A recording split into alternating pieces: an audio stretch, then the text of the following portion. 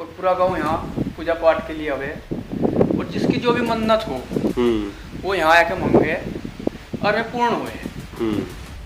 बचपन में जब मेरे से बताया गया ऐसा तो मैं भी यहाँ आता रखता हूँ और आज तक जो कुछ मुझे मिल गया ये चीज़ें मुझे मिली। गांव के अंदर भाईचारा बहुत ज़्यादा है, मेरे गांव में आपसी मेल मिलाप बहुत ज़्यादा है और गांव हमारा बाबा से जुड़ाया है और जो इनके पद चिन्ह है सारा गांव उन पर चलता है। जी दोस्तों नमस्कार। अब हम लगभग अंतिम पड़ाव में गांव के आ चुके हैं और जिस तरीके से हमने गांव में घूम के देखा, गांव के पुरानी जो हवेलियाँ उनके बारे में जो यहाँ के स्थानीय निवासी हैं उनसे जाना, उसके बाद जब ज़्यादातर जगह बाबा ओलिया का नाम लिया गया तो उसी को देखने के लिए अब हम उस पाक पवित्र स्थान पर आ चुके हैं, क्योंकि इनके बारे में जानना बेहद ज़रूरी है।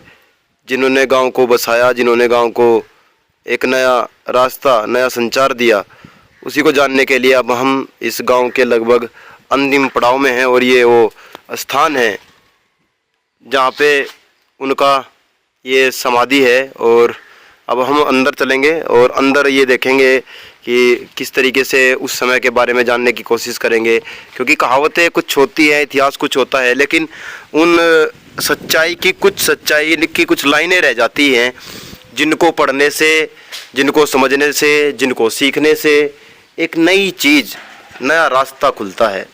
और ये बताया जाता है कि उनकी समाधि है और ये यहाँ बाबा ओलिया की समाधि है। और भाई जोनू पवार जी सुबह से हमारा ख्याल रख रहे हैं, सुबह से हमारे साथ में हैं, वो अंदर आ रहे हैं। तो जोनू भाई, जैसा ये जो समाधि है, यहाँ बताया जाता है कि जो आप मन्नत जो आप मांगते हैं, जो चीज़ें आप यहाँ सोच कर आते हैं वो आपकी पूर्ण हो जाती हैं। और ये यहाँ 2 समाधियाँ हैं तो उसके बारे में भी जानेंगे। लगभग मेरे हिसाब से 3 है, शायद उधर भी एक समाधि है, तो उसके बारे में जानने की कोशिश करते हैं। और जोनू भाई हमारे पास आ गए हैं। तो जोनू भाई, ये किन की समाधि है, ये किन की समाधि है? ये मेरे बाबा ओलिया जी हैं। अच्छा। ये दादी हैं, दादी जी हैं और हमारा जो गांव है वो बाबा ओलिया का ही गाँव है।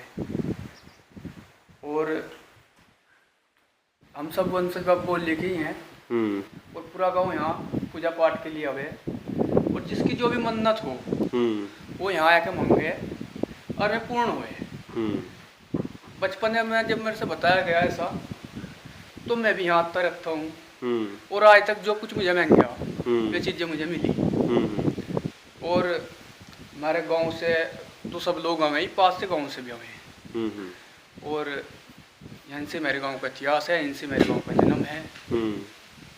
और दिशा निर्देश जो गांव की संस्कृति है, जो यहाँ का जुड़ाव है, गांव के अंदर भाईचारा बहुत ज़्यादा है, मेरे गांव में आपसी मेल मिलाप बहुत ज़्यादा है और गांव हमारा बाबा से जुड़ाया है और जो इनके पद चिन्ह है सारा गांव उन पर चलता है। जी जी। तो ये तो दादी जी हैं भाई, ये दादी जी की समाधि है और ये बाबा ओलिया की समाधि है और यहाँ शायद प्रसाद रखा जाता है, वो भी दादी की समाधि हैं। और यहाँ जो आप मन्नत मांगते हैं आकर के वो लगभग पूर्ण होती है, ऐसा गांव वालों का विश्वास है। और जब आप विश्वास करके किसी भी कार्य को करते हैं तो लगभग वो भी सक्सेस होने की स्थिति में रहता है, उसको कार्य में आपको दिक्कतें कम आएंगी। अभी हम भी इस पर जानने की कोशिश करेंगे पूरा इतिहास क्या है और किस तरीके से उस समय में गांव बसाया गया। मैंने आपको जो पहला वीडियो आपने देखा उसमें देखा कि गांव में किस तरह की हवेलियां हैं, किस तरह से लोगों ने अपना जीवन यहाँ बसाया। लगभग 70,000 बीघा गांव के पास ज़मीन है और ये पवार गोत्र के, जिनको खुब्बड़ कहा जाता है, और गुजरों का गांव है जो कि ज़िला सहारनपुर का गांव है। पास ही में रामपुर मनिहारान है जहां गोचर महाविद्यालय है। ज़्यादातर बच्चे वहीं पढ़ने के लिए जाते हैं। और जिस तरीके से इतिहास को तोड़ मरोड़ कर पेश किया गया, हमारे देश के इतिहास को तोड़ा गया, फोड़ा गया, उसको हम उजागर करने की कोशिश कर रहे हैं गांव के जरिए, गांव में जाकर लोगों से जानकर। साथ ही हम कोशिश करते हैं किसानों की आवाज़ को, मज़दूरों की आवाज़ को, मजलूमों की आवाज़ को उठाया जा सके, ताकि देश के उन नौजवान साथियों को पता लग सके हमारा वास्तविक इतिहास क्या रहा है। तो आपसे निवेदन, आपसे गुजारिश, आपसे विनम्र प्रार्थना कि आप गांव गवांड के साथ जुड़े रहें, पेज को फॉलो करें, यूट्यूब चैनल को सब्सक्राइब करें और हमें हिम्मत दें ताकि हम और भी ज़्यादा इतिहास जानने की कोशिश कर सकें।